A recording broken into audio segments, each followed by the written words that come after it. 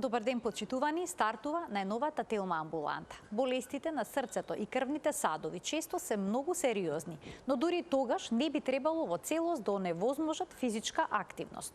Кој е нивото на оптоварување на кое би можеле да бидат изложени лицата со различни болести на срцето, како што инфаркт, граден стент, аритмија или проширено срце? Каква придобивка би имале од раздвижувањето на телото? Може ли да се надминат претходните години неактивност и да се постигнат придобивки за здравието подоцна во животот? За сето ова денеска разговараме со доктор Антонио Антовски, кардиолог.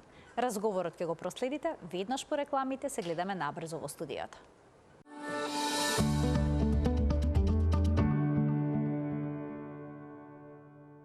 Дали и каква физичка активност се препорачува кај лицата со болести на срцето? На оваа тема денеска разговараме со доктор Антонио Антовски, кардиолог од Градската општа болница 8 септември. Докторе, добре ни дојдовте повторно во студиото на Телма. Добар ден. Добар ден, добро ве најдов. Кога зборуваме за кардиоваскуларните болести, тие се чест проблем во секојдневието. Што придонесува за порастот на ваквите заболувања? Вака мора да ве поправам, не се чест, него се секојдневен проблем. Значи, број 1 заболување кај популацијата, и тоа е еден глобален проблем, светски проблем, затоа што статистиките велат дека се водечка причина за смртност и за инвалидност кај населението. За жал, последните 30 години смртноста од кардиоваскуларните заболувања е зголемена за 60%. Значи, ќе се повторам, повеќе од половина. Сега, за да добиеме представа, популацијата е во Америка, која што е развиена земја, каде што се инвестира многу во здравството, во едукацијата, во скринингот, статистиката вели дека 50% од населението постаро од 20 години има кардиоваскуларни заболувања. Коронарна болест, срцева слабост, хипертензија, мозочен удар. Пазете, водечки проблеми во светски рамки што го оптеретуваат системот гледано од повеќе аспекти. Економски, социјално, го погодува работоспособното население. Што кажуваат повторно анализите и статистиките? Зашто е тоа така? Нели се трудиме тој проблем да го надминеме? Проблемот е во лошите животни навики. Нездрав начин на исхрана, недоволно движење, недоволна физичка активност, прекумерна тежина, пушењето, злоупотреба на алкохолот, значи внесување на количини кои што не се препорачани. И сега ќе спомнам уште еден голем проблем што е актуелен и кај нас, загадувањето на воздухот. Повеќето наши гледачи, предпоставувам, сметаат дека загадениот воздух е проблем само за белите дробови. Меѓутоа, вистината е поинаква. Тие PM честички, што ностоп ги спомнуваме, навлегуваат преку белите дробови во малите крвни садови и доведуваат до воспаление на ендотелот на крвните садови. Значи, едно хронично воспаление и на тој начин доведуваат до оштетување на кардиоваскуларниот систем. Бројни се причините кои што може да доведат до оштетување на кардиоваскуларниот систем, како што наведовте. Сега, кога зборуваме за превенција на овој реален и чест проблем, физичката активност се издвојува како еден засебен сегмент, па на каков начин физичката активност би го подобрила здравието на срцето и крвните садови? Физичката активност, ако се применува секојдневно, или барем 5 дена во неделата, ќе објаснам покасно, умерено или висока активност физичка, доведува до подобрување на кардиоваскуларното здравје. На кој начин? Доведува до подобрување на пумпната моќ на срцето. Значи, способноста на срцето да испумпува крвта се подобрува. На еден начин се кондиционира мускулот. Сите знаеме, срцето е мускул кој што работи 24 часа без пауза. Сите знаеме дека со вежбање на другите мускули, мускулите добиваат сила, добиваат издржливост и сме поспособни за поголем физички напор. Истото е и со срцевиот мускул. Освен директен ефект на срцевиот мускул, делува на системот на крвните садови. Физичката активност доведува до ширење на малите крвни садови. На тој начин ја подобрува циркулацијата, крвотокот во ткивата. На тој начин обезбедува подобро крвоснабдување, дотур на кислород, дотур на хранливи материи и потоа враќање на штетните материи до бубрезите, до црниот дроб, до белите дробови и нивно исфрлање од организмот. Повеќе кратна корист. Истовремено физичката активност делува на белите дробови. Подобрува аерацијата, кислородното внесување и сега да застанам, се задржуваме на кардиоваскуларниот систем, мускулатурата, коските. Значи, дневната активност е дневна потреба на организмот, исто како и што потреба на внес на хранливи материи. Спречува развој на артериосклероза. Значи, спречува коронарна болест. Спречува болест на крвните садови на нозете, рацете, крвните садови што носат крв во мозокот. Како? Намалува вредноста на мастите.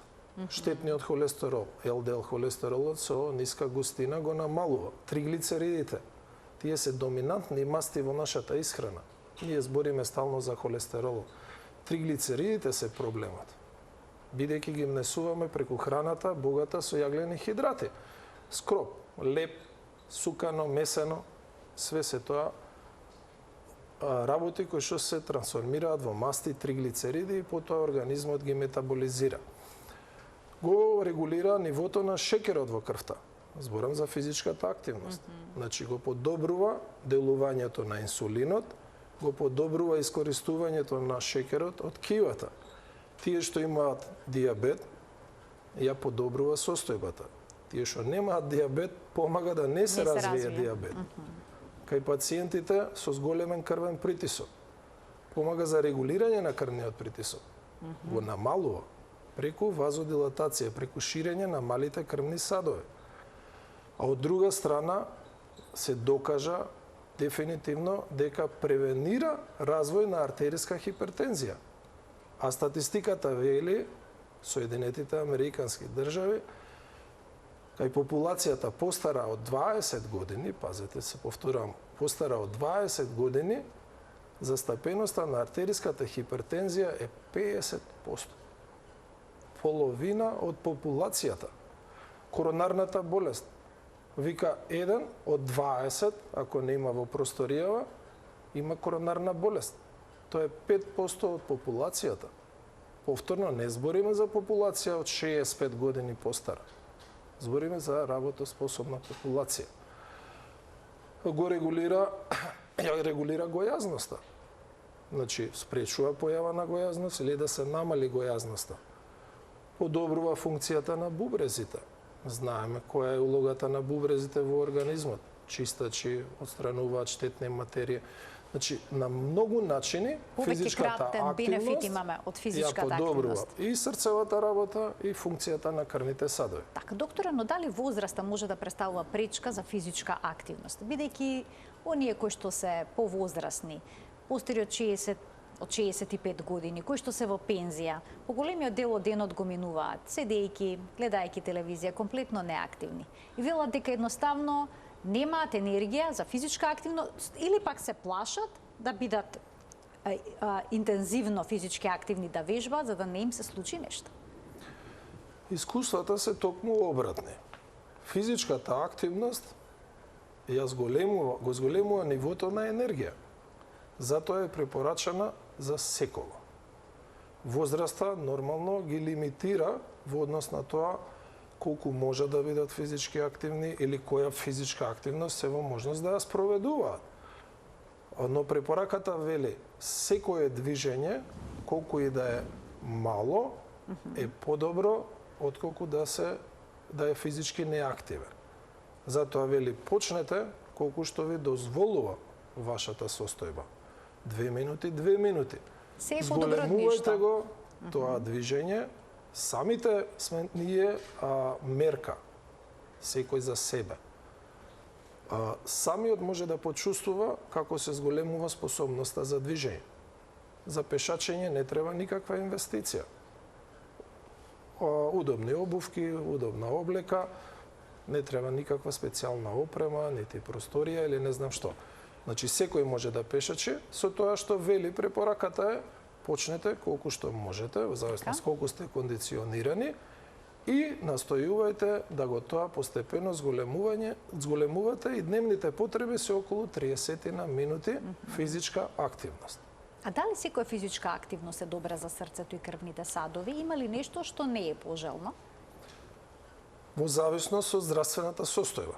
Сега, ако збориме за здравата популација, препорачана е физичка активност, ајде, погрешно се изгразив.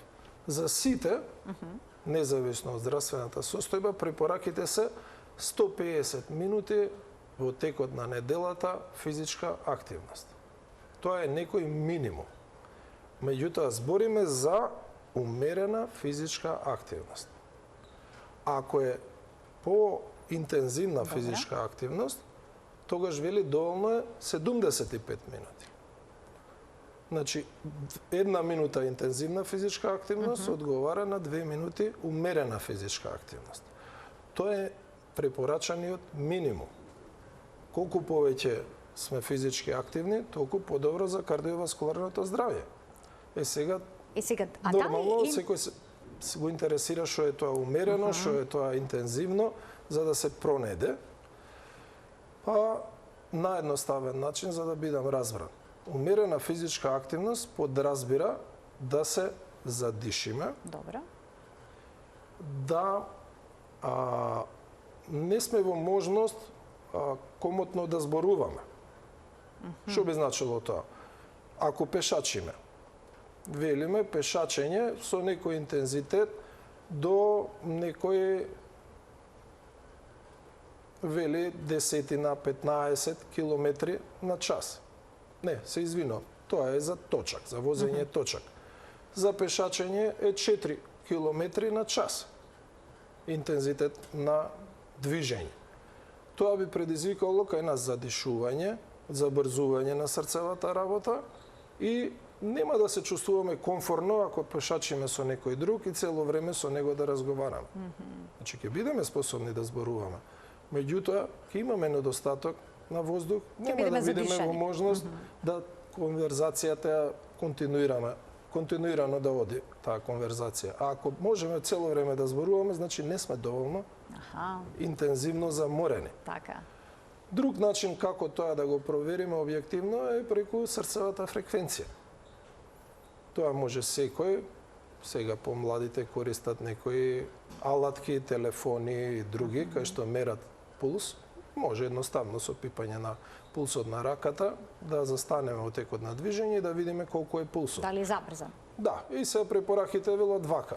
Една општа формула вели 220 минус годините на возраст. Е некоја максимална срцева фреквенција према возраста. Умерено физичка активност би значило 50 до 70% од максималната срцева фреквенција. Например, за мене тоа би било негдека околу 102-30 срцева фреквенција. Значи тоа можеме лесно да го провериме. Се движиме, пешачиме 10-15 минути, застануваме, го мериме пулсот, ако е 102-30, значи имаме интензитет соодветен. Сега тоа темпо треба да го одржиме 30 на минути да пешачиме. Ако не сме кадарни, во зависност од нашата кондициона спремност, вели, може да го поделиме на 2 пати, на 3 пати. Ке пешачиме 10 минути, па уште 10 минути, па уште 10 минути. Значи, тука нема една формула, нема едно генерално правило за сите. Секој ќе се измери во рамките на своите можности. Препораките се интензитетот да се зголемува постепено, за да се добие бенефит од физичка активност. Така, докторе, дали интензивната физичка активност би била резервирана само за помладите, каде што нема дилеми за нивната здравствена состојба, или тоа не е така? Не е така. Значи, видете, зборуваме за болести на кардиоваскуларниот систем. Вие на почеток спомнавте повеќе болести. Во принцип, повеќето наши пациенти со постепено кондиционирање се во можност да постигнат физички интензитет и на висока физичка активност, не само умерена. Со исклучок на пациентите со срцева слабост, каде што пумпната моќ е веќе толку намалена, што висок интензитет на напор би предизвикало проблеми кај пациент. И затоа кај нив не препорачуваме да се интензивно оптеретуваат со физичка активност. Но сите други постепено можат да се доведат да стигнат до тоа таа ниво. Со тоа што велиме, умерена физичка активност е доволна. Значи тоа е доволно. Тоа е доволно. Ако ние 150 минути минимум во неделата постигнеме умерена физичка активност, сега ние го спомнавме пешачењето, тука е возењето точак. Пливањето. Сега пливањето, ајде кога веќе го спомнавме, кај пациентите со срцева слабост, кај што има слабост на пумпата. Попрепорачливо е аеробик во вода, отколку пливање, затоа што пливањето е веќе поинтензивен напор. Така. Друго, доведува до задржување на здивот, што кај тие пациенти што имаат слабост на срцето, посебно ако таа слабост не е добро контролирана со лекови, ќе влошува состојбата. Значи, сепак, здравствената состојба одлучува. Здравствената состојба одлучува и за видот на физичката активност. Друго, некоја активност што за еден пациент е лесна или умерена, за друг пациент во друга здравствена состојба е веќе интензивна. Значи, тоа е индивидуално.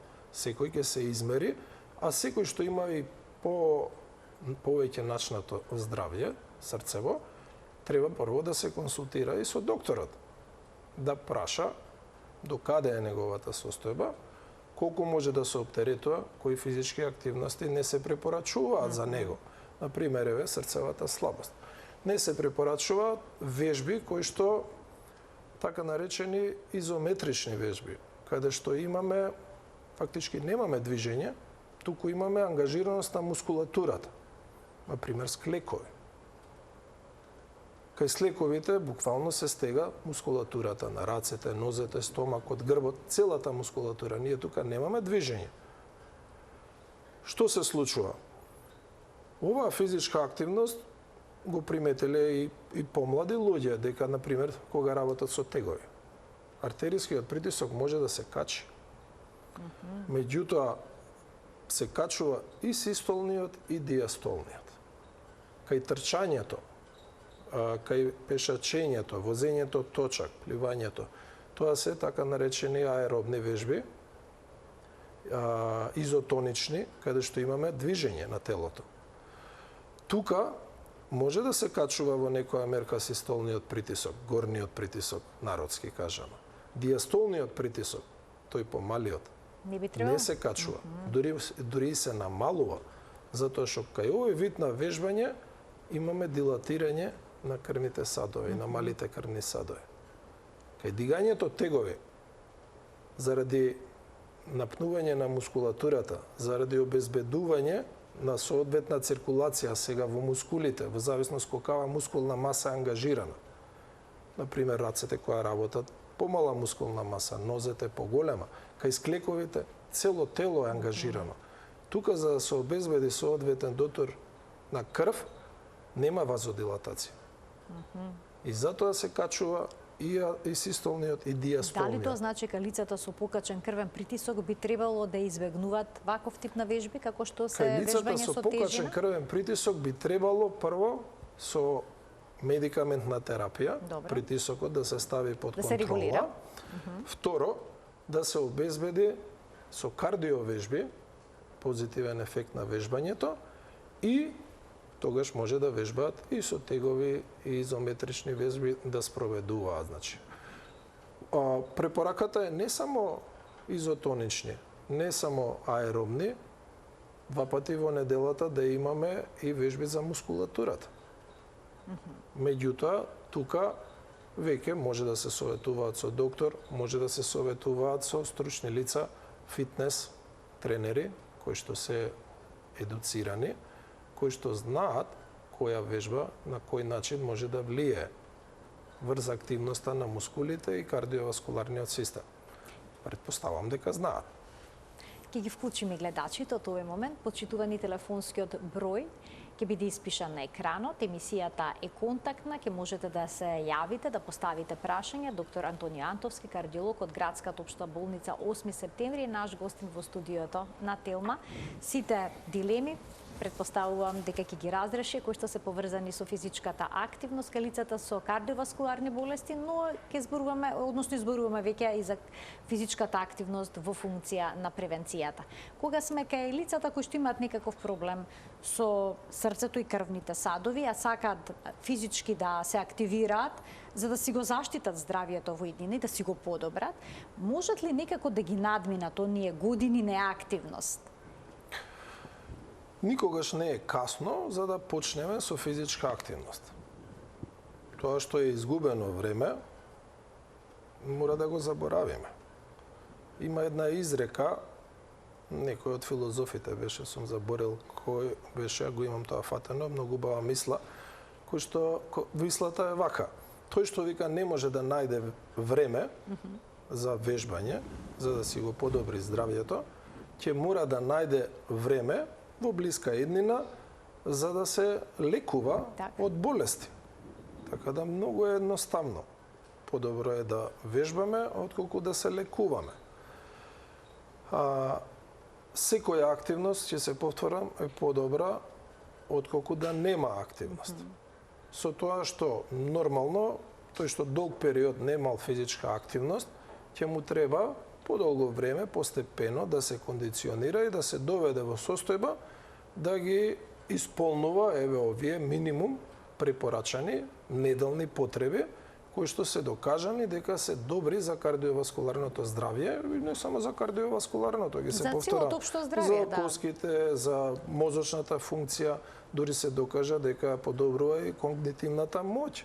Значи, кај возрастната популација памтењето, размислувањето... Да, дела дека во директна корелација со состојбата на мускулите, паметењето. Така е. Затоа има повеќе причини зошто треба сите да се активираме физички, а ќе ги вклучиме гледачите со нивни прашања во продолжение на денешната емисија. Добар ден за првиот гледач. Ало, добар ден. Повелете, во програма сте. Поздрав до вас и поздрав до докторот. Значи, толку го објаснува се, мислам дека го слушала со часови, со денови. Сега нешто ме интересира, јас имам скоро 70 години и скоро секој ден одам релација Рузвелтова, Зелен пазар или Рузвелтова Бит пазар. Одам и се враќам, значи се е добро, одам брзо, се е окей. Ама имам некоја аритмија, така чувствам срцето како да ми се качува, морам да се да кашлам малку за да ми стане поарна срцевата ритамот тој да стане. И сега ме интересира, докторе, ја ако се затрчам во автобус да фатам случајно, јас ќе се уморам многу. А можам да пешачам, можам ја и до Лисиче да одам пешки. Ама затрчување, сега моето дали е физичка активност ова, а иначе можам, знам да брзам онака, ама некако вие што кажавте, ова да се осетам онака уморено, него баш онака некој ритам, да речем, релаксирано с пешачите. Добитно за 45 минути ми се доволни. Сега дали правилно го правам тоа, дали со самото тоа што јас не се заморив, а иначе мене ми е пулсот 45 обично, сега колку треба да ми биде по тоа вашата рачуница, не сватив 45 ми е 50 најмногу прекусила. А рековте дека имате 70 на години, така? Да, 69, 70, тај да кажеме. Така, баш ме интересира се да ми се качи, мене и на 80 пулсот ми е веќе многу ми е високо, пошто се навикнав цел живот со 45. Благодарам многу. Ви благодарам за вклучувањето во програма. Повелете, доктор. Така, вака сега изгледа не бев добро разбран, затоа ќе се повторам. Интензитетот на активност е индивидуално во зависност од кондиционата спремност на секого. Нешто што е интензивно за еден, за друг може да биде лесна активност. И обратно. Значи, господјо, вие велите одите 40 минути. Дали одите со соодветно темпо? Значи, темпото, јас ке се повторам, некои 4 км на час да се поминува, меѓутоа, поедноставно е да измерите дали можете да зборувате додека одите. Значи, ако сме во можност да активно разговараме и да пешачиме, значи не сме доволно задишани, не сме доволно оптеретени. Ајде да објаснам, останав должен за интензивна физичка активност. Кај интензивна физичка активност вика не сте во можност да зборувате. Значи не можеме ние да трчаме и да разговараме. Можеме да пешачиме и да разговараме во некоја мерка, али не постојано, а кога трчаме не сме во состојба да разговараме. Или дури има за појаснување, вика умерена физичка активност е кога можете да разговарате, чувствувате некоја сепак недостаток на воздух, затоа не продолжувате да зборите, ама не можете да пеете. Пробајте додека пешачите, господјо, дали можете да пеете. Да опеете нешто така. Ке видите дали тест. сте доволно физички ангажирани. Значи, треба да се задишите, треба да осетите дека срцето побрзо работи. Колка би бил максималниот пулс кај некој што има 70 убаво на прашањето години? на господјата е на место. Значи, возраста, јас реков, возраста е критериум. 220 минус 70. Значи, околу 150 е нешто? некој максимален пулс за таа возраст. Меѓутоа, има таблички, може ова е општа формула. Така. Може да се побара во табличката према годините и према вашиот базален пулс. Убаво рече господјата, незе пулсот во умирување е 45-50.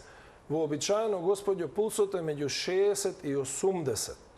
Може би вие пиете некој лек што ви ја успорува работата на срцето. А ако нема таков лек, а поспоро ви работи срцето, би требало да провериме зашто е тоа така. Обично, спора срцева работа е карактеристика за добро кондиционирани особи. Значи, спортистите, тие што се интензивно физички активни, што вежбаат по 5 и повеќе часа дневно, ватерполисти, пливачи, велосипедисти, кај нив е пумпната моќ толку засилена за да одговори на тој зголемен физички напор, што срцето поспоро работи. Со едно испумпување, срцето кај ватерполистот ќе isfrли крв како 2-3 испумпувања на нормална особа. Така да, господи, во секој случај, вие рековте, кога се движите, чувствувате некоја неправилност во работата на срцето. Треба да се прегледат. Нешто се случува, чим ви предизвикува да ако забрзате за да фатите автобус, сепак тоа не е значи некоја долга, не трчате маратон, предпоставам автобусот ако сакате да го фатите, тој е во близина. Така да во секој случај треба да се консултирате со доктор.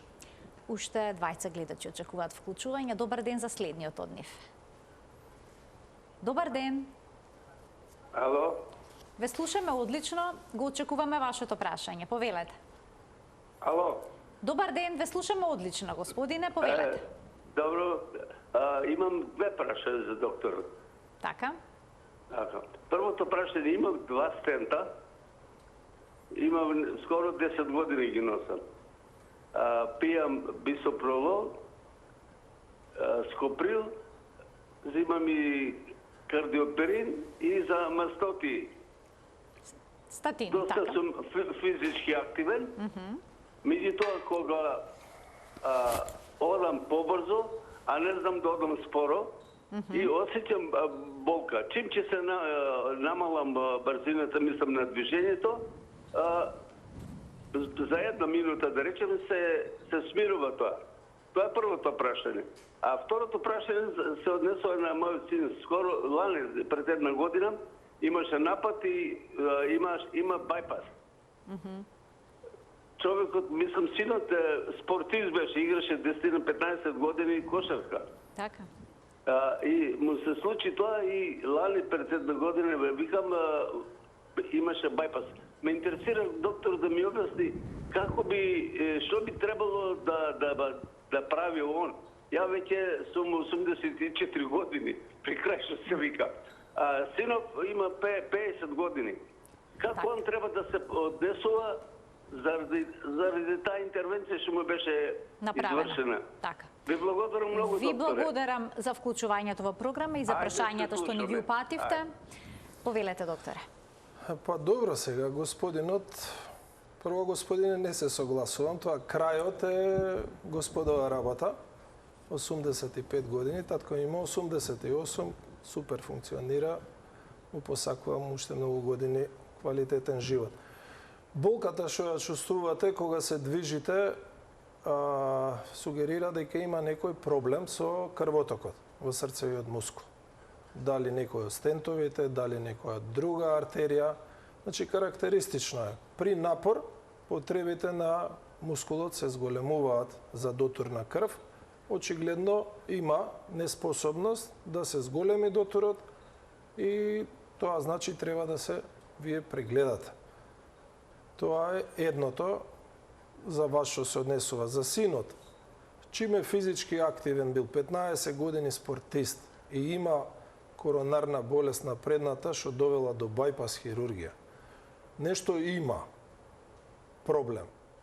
Метаболизмот на шекерот, мастите, дали е диабетичар, нешто има што довело, а има и најверојатно генетска оптеретеност, затоа што, еве, татко, син, се јавува истиот проблем.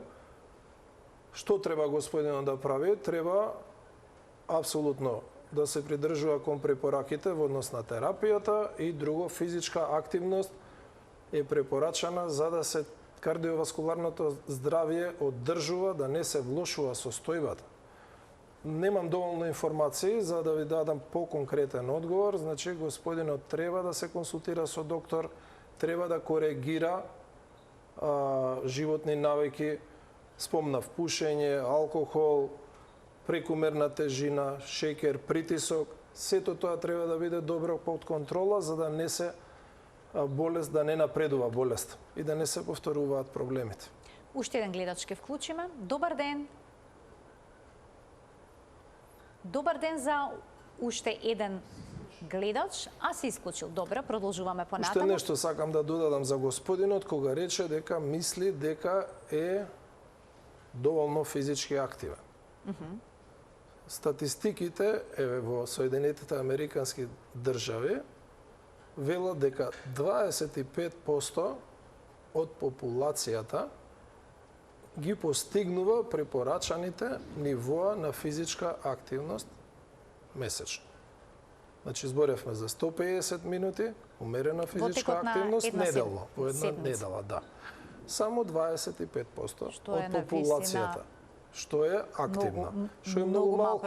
Затоа кога рече господинот дека е физички активен, дека мисли дека е доволно физички активен, јас еве пак ќе речам, дали се задишува, дали се заморува, дали останува без див, без можност да зборува, нормална комуникација, за да знае дали е пред да ги доволно вклучиме физички и активен. следните гледачи, само да ве прашам дали е физичка работа работењето по дома. Некој велат, јас сум цело време во движење. Повторно треба да се задиша, така? Да се, ако се задишуваат со работата низ дома, се препорачува работа во градина, например, повторно физичка активност да се задиши. Дори шопингот е физичка активност. Ако ние се движиме со торби по скалите, навака, натака, и тоа е физичка активност. Во зависност од годините, возраста, капацитетот на плуќата и други работи. Имаме навистина многу голем интерес од страна на гледачите со прашање. Не знам дали ќе успееме да го фатиме концептот што го предвидовме, но сепак им дадеме предност на нив. Добар ден на следниот гледач и го очекуваме следното прашање во Телма амбуланта. Ало, добар ден. Повелете. Добар ден. Се јавувам од Кавадарци. Така. Мажот ми е опериран 3 бајпаса. Физички е активен, 5 години е опериран, а првите 6 месеци мораше да ги оде до пензија, значи после операцијата 6 месеци, уште 6 месеци работеше и да стане пензијата. Сега, се уште е активен, оде во лозарство, пензионера, пензијата е таква, мала, што ностоп е активен, оде како да е стален на работа. А после неговото работно време 2 сата иде дома, одмара пак пешаче, од 5,5 до 6,5 сатот има таква релација. Добар е, али со шеќерот го покажа после неговата операција. Не знаеме дека има шеќер, а беше запушување 3 бајпасот, не можеше никако да со стенови. Опериран е во асистина од доктор Александар Николич. Значи направени се... Сега, дали нешто тоа че му смета што он малку е со јадењето, за шеќер да го намале, а некој се осеќа изморен. Апчиња ги пие, не многу, за мокрење со мал партицук е активен и Така, значи опишавте вака во глобала неговата здравствена состојба, бе интересира колкава физичка активност е пожелна за него. Ви благодарам за вклучувањето во програм. Еве една сопруга која што е загрижена за здравјето на нејзиниот сопруг. Физичката активност е корисна кај пациентите кај што имаме интервенции. Дали се стентови, дали е бајпас, дали е некоја друга кардиохируршка интервенција. Треба да продолжат со физичка активност. Е сега во однос на периодот, кога да се почне, со кој интензитет да се почне. Кај пациентите кои што прележале инфаркт, тука веќе имаме оштетување на мускулот и потребен е период на рехабилитација, да се остави време да се опорави тој мускул, затоа што има оштетување. И препораките велат во некој период од 4 до 6 недели со постепено оптеретување да дојдеме до физичката активност пред настанот и потоа постепено да го достигнеме ова препорачано ниво од 150 минути неделно. Исто е и со операциите, само што кај операциите тој период може да биде и подолг. Наместо 4 ќе биде 6 недели во зависност од здравствената состојба. Видете, операцијата, стентовите, господјо, бајпасот обезбедува прокрвеност на мускулот кој што претходно не се добро снабдувал со крв. Тоа би значило дека сега господинот е здрав, затоа што има нормален крвоток, нормална циркулација. Прашањето е, сега јас не знам, дали има оштетување на мускулот пред да се постави бајпасот. Штом господинот е кадарен, да е физички активен постојано, иако е во пензија, тоа значи дека пумпата добро работи. Треба да се движи, затоа што тоа помага да се одржува неговата здравствена состојба да биде добра. Е сега господинот претходно рече болка имам кога сум физички активен. Ако физичката активност предизвикува тегоби, болка, вртоглавица, малаксаност, тоа значи дека има проблем. Треба да застане пациентот, треба да се консултира со докторот. Зашто тоа се случува? Или, например, ако изгуби свест, тоа дефинитивно на сите ни е јасно, има проблем, треба да се консултира со доктор. Јас ќе се повторам, има некои активности кои што во зависност од здравствената состојба не се препорачуваат. Тоа се активности кои што бараат пред се ангажираност на поголема мускулна маса, задржување на здивот подолго време, например гњурење. Логично, некој што има проблем со срцето, срцева слабост, нема да гњури. Се доведува во опасност, нешто да му се случи и да не излезе од под вода. Друго, поинтензивна физичка активност, како што е планинарење, како што е интензивно трчање кај пациенти со срцева слабост, не се препорачува.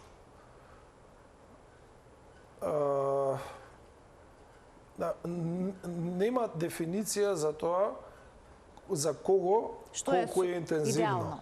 Тоа е во зависност од кондиционата спремност и од здравствената состојба на пациентот.